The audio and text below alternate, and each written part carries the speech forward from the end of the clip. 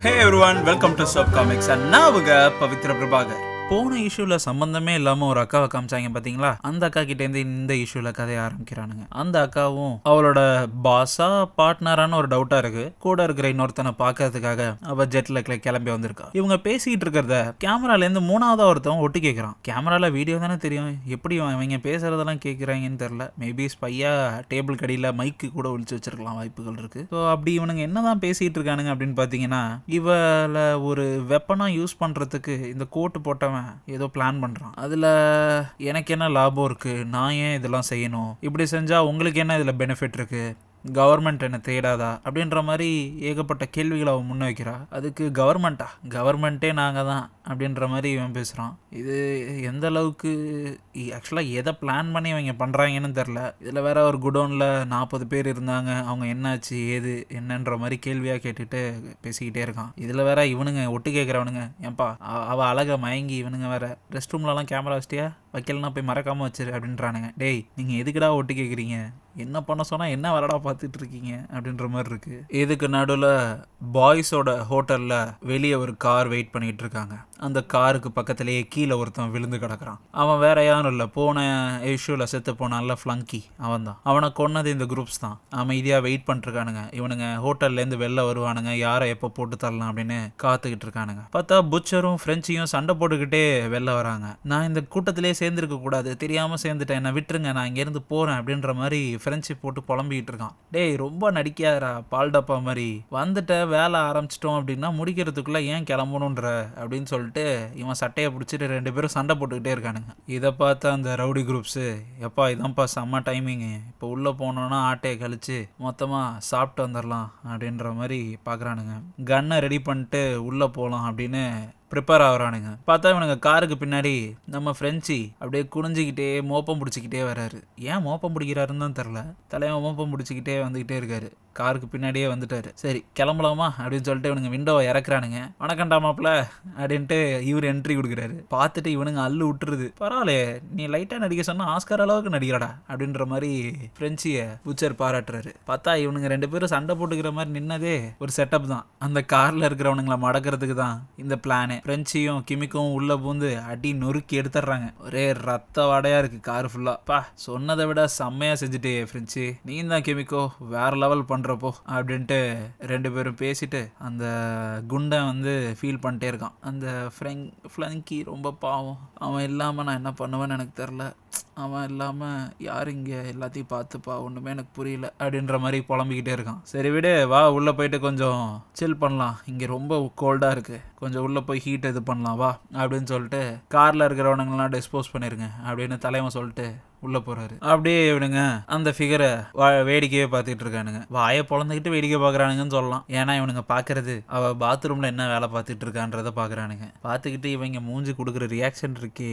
டே comic writers எப்படா இதெல்லாம் எழுதுறீங்க, எப்பா என்னால் முடியல, இதை படித்து எக்ஸ்பிளைன் பண்ணணும்னு அவசியம் இல்லைங்க, பார்க்குறவனுங்க என்ன பண்ணுவானுங்க என்ன பேசுவானுங்கன்னு உங்களுக்கே தெரியும். அதுதான் இவனுங்க இவ்வளோ ரசனையோடு பேசிகிட்டு இருக்கும்போது யாரோ கதவு தட்டுற சவுண்டு கேட்குது. பார்த்தா ஏற்கனவே நான் அப்பாயின்ட் பண்ணவனுங்க சரியாக அவனுங்க வேலையை செய்யலைன்னு தண்ணியில காட்டுக்கு மாற்றிட்டேன், நீங்கள் எப்படி ஒழுங்காக வேலை செய்வீங்களா இல்லை உங்களையும் எதுவும் மாற்றணுமா அப்படின்னு கேட்குறாங்க. பார்த்தா உனக்கு எப்படா தெரியும் அப்படின்ற மாதிரி கூட ஒருத்தன் உட்காந்து பேசிகிட்டு இருந்தான்ல, அவன் செட் பண்ண ஆளு தாங்க இவனுங்க 2 பேரும். என்னடா ட்விஸ்ட் அடிக்கிறீங்க அப்படின்ற மாதிரி இருக்குது. இவனுக்கு எப்படி நம்ம பார்த்துட்டு இருக்கிறது தெரியுது அப்படின்ட்டு இவங்களே கன்ஃபியூஸ் ஆகுறானுங்க. அதோட இங்கே கட் பண்ணிட்டு அந்த காரில் போட்டு அடி பொழந்தானுங்கல்ல, அதில் ஒருத்தனை அப்படியே கூட்டு வந்திருக்கானுங்க. கிட்டத்தட்ட உயிரை மட்டும் மிச்சம் வச்சு மற்றதெல்லாம் உடச்சி கூட்டு வந்திருக்கானுங்க. அவனை பார்த்துட்டு, சரி உன்னை அனுப்புனது யாருன்னு நார்மலாக சொல்கிறியா இல்லை இன்னொன்னையும் உடச்சதுக்கப்புறம் தான் சொல்லுவியா, இன்னொன்று உடைக்கிறதுக்கு என் உடம்புல என்னதான் இருக்குது அப்படின்னு அவன் கேட்க, இன்னொரு கையும் அசால்ட்டாக நம்மால் உடச்சி அவன் மூஞ்சிலே காட்டுறாரு. ஐயோன்ட்டு கத்திக்கிட்டே கீழே விழுந்து கதறான். யோ என்னையா பண்ணுற அப்படின்ற மாதிரி ஹியூயி பார்க்க, ஹேய் இதெல்லாம் சாதாரண மேட்ரு, இதுக்கெல்லாமா ஃபீல் பண்ணுவேன், ஆல்ரெடி அவனுக்கு ஒரு கை உடஞ்சிருச்சு, சரி இன்னொரு கையும் ஹெல்ப் பண்ணட்டுமேனு உடச்சி விட்டேன், என்னையா வளர்ற அப்படின்ற மாதிரி இருக்கும்போது தூக்கி போட்டு அவனை மதர்ஸ் மில்க் மிதின்னு மிதிக்கிறான்.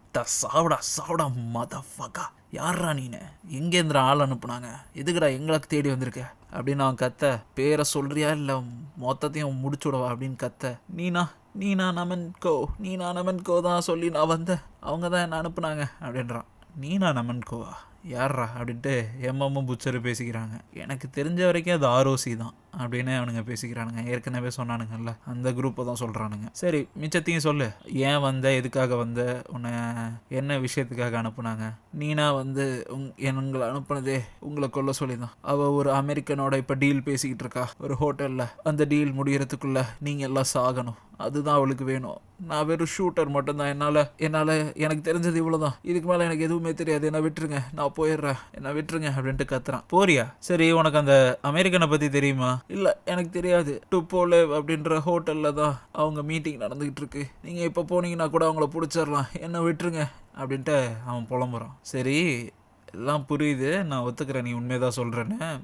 எங்களுக்காக நீ ஒரு உதவி செய்யணுமே. உதவியா? நான் என்ன செய்யணும்? நீ என்ன பண்ணுற, ஃபோன் பண்ணி நீ வந்த வேலை முடிஞ்சுனோ, திருப்பி நீ அங்கே தான் வந்துக்கிட்டு இருக்கணும், வர வழியில் உன்னோட கார் பிரேக் டவுன் ஆகிடுச்சுனோ சொல்கிற. இல்லை, என்னால் முடியாது கண்ணா, அவ்வளோ ஈஸியாலாம் அவனை விட முடியாது. நீ சொல்லலை அப்படின்னா பக்கத்து ரூமில் தான் வேஸ் இருக்கான், நாங்கள் கொஞ்சம் டயர்டாக இருக்கோம், நாங்கள் போய் ரெஸ்ட் எடுப்போம், அவன் வந்து ஆரம்பிப்பான். பரவாயில்லையா? இல்லை, உங்களுக்கு நான் சொல்கிறது புரியல. அவளுக்கு மட்டும் இது தெரிஞ்சிச்சுன்னா லிட்ரலாக அவனோட கொட்டையை அறுத்துருவேன்னு தான் சொல்லணும். அந்த அளவுக்கு அவள் மோசமான ஒருத்தி. உங்களுக்கு அவளை பற்றி முழுசாக எதுவுமே தெரியாது. என்னை விட்டுருங்க, அவன் என்னை சாவடிச்சிருவா, என்னை விட்டுருங்க, என்னால் அதை செய்ய முடியாது, என்னை விட்டுருங்க அப்படின்ட்டு கதறான். என்னடா அவன் பச்சை குழந்த மாதிரி அழுகுறான் அப்படின்ட்டு புச்சர் பார்க்குறாரு. அதெல்லாம் பார்த்துட்டு ஃப்ரெஞ்சு கடுப்பாயி, இவங்க கூடலாம் இருக்க முடியாதுப்பா அப்படின்ட்டு, சரி ஹியூயி கடுப்பாயி, ஆளை விடுங்கடா அப்படின்ட்டு அவங்ககிட்ட போயிட்டு வாசோட உட்காந்துருக்கான். அதான் அதன் குண்டை. என்ன ஹியூயி எப்படி இருக்கு அப்படின்ட்டு அவனுங்க 2 பேரும் கேஷுவலாக பேசிக்கிறானுங்க. என்னால் முடியல அங்கே உட்காந்துருக்க, அவ்வளோ டார்ச்சர் பண்ணுறானுங்க, அதான் கடுப்பாயிடுச்சு, நான் இங்கிட்ட வந்துட்டேன் அப்படின்னு ஹியூயி சொல்கிறான். அப்புறம் இவனுங்க 2 பேரும் பேசிகிட்டு இருக்கும்போது அவன் திருப்பியும் ட்ரிங்க் ஆஃபர் பண்ணுறான். இது ஓட்கா இல்லை மேட், இது நாங்கள் ஆர்மியில் குடிப்போம், அவ்வளோ நல்லது பாடிக்கு, இந்த நீயும் குடி அப்படின்ட்டு கொடுக்குறான். சரின்ட்டு இவனும் ஆசையாக வாங்கி குடிச்சா அதே கசாயம் தான். கண்லேருந்து தண்ணி வருது நம்மளுக்கு. கசாயம் அந்த அளவுக்கு மோசமாக இருக்குது. சரி, என்னதான் அப்படி டிவியில் பார்த்துட்டு இருக்கீங்க அப்படின்னு கேட்க, இது ஒரு கம்யூனிஸ்ட் கட்சி, இவர் எங்கள் தலைவர் ஜோசப் செமென்கோ அப்படின்னு போட்டிருக்காங்க. நான் கூட தமிழக வெற்றி அப்படின்னு நினச்சிட்டேன். அது இல்லை, இது வேற. ஏன்னா இது காமிக்ஸ் இல்லையா, அது வராது இல்லையா.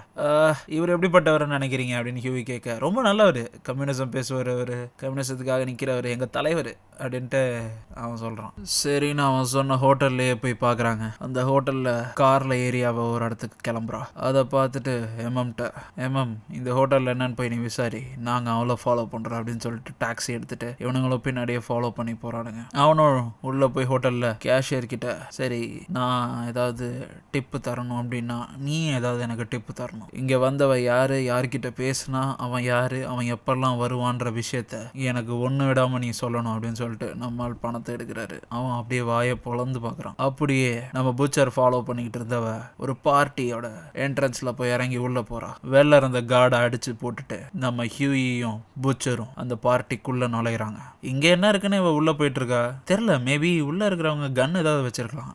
அமைதியாவா, ஏன் கத்துற அப்படின்றாரு புச்சர். அவங்க அமைதியா அப்படியே பேசிக்கிட்டே உள்ள போய் பார்த்தா பயங்கரமான ஒரு ஷாக்கு. என்னன்னு பார்த்தா உள்ள ஒரு ஹீரோ கேசமே நடந்துகிட்டு இருக்கு. ஹீரோ கேசம்னா என்னன்னு காமிக்ஸை விட சீரீஸ் பார்த்தவங்களுக்கு நல்லாவே தெரியும். என்னடா பண்ணிருக்கீங்க அப்படின்ற மாதிரி பார்க்க, ஏய் இந்த பார்ட்டியை நான் தானே அரேஞ்ச் பண்ணேன், நான் எல்லாத்துக்கும் பண்ணுறேன், வெயிட் பண்ணுங்க அப்படின்றா. யாருங்க அவ? இதை பார்த்து அல்லு உள்ள இவங்களுக்கு, அப்பா இதுக்கு மேலாம் இங்கே இருந்தோம்னா நம்மளால ஒன்றும் பண்ண முடியாது அப்படின்ட்டு இவனுங்க வெளில வந்துடுறானுங்க. நான் உள்ள ஒரு சுமாராக 100-150 பேர் இருப்பாங்களா, கரெக்டாக சொல்லணும்னா 124 பேர் இருக்காங்க அப்படின்றாரு புச்சர்.